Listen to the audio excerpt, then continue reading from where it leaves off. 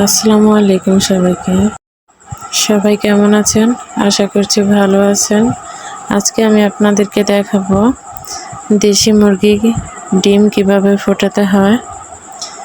আজকে আমি এখানে আমার মুরগি 19টা ডিম পেড়েছে। আমি এই সবগুলো ডিম বসাবো।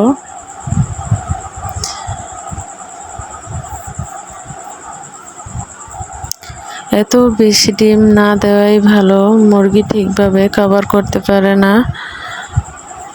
এই জন্য সবগুলো ডিম আমার ফোটেনি।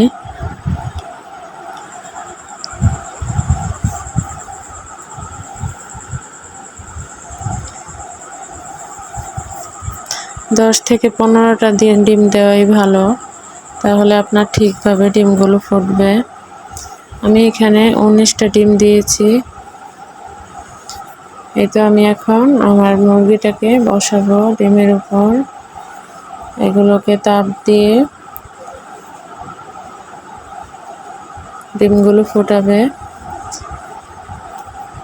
দেশি মুরগির ডিম বসানোর পর 18 দিনের পর মুরগির বাচ্চা ফোটে।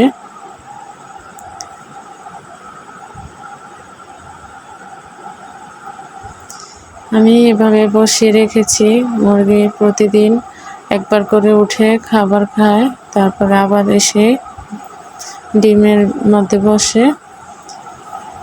আমার মুরগির বাচ্চাগুলো 18 দিন পর 15টা বাচ্চা ফুটেছে।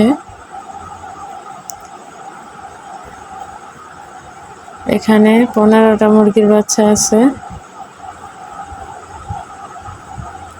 এভাবে আপনারা মুরগির ডিম ফোটাতে পারেন,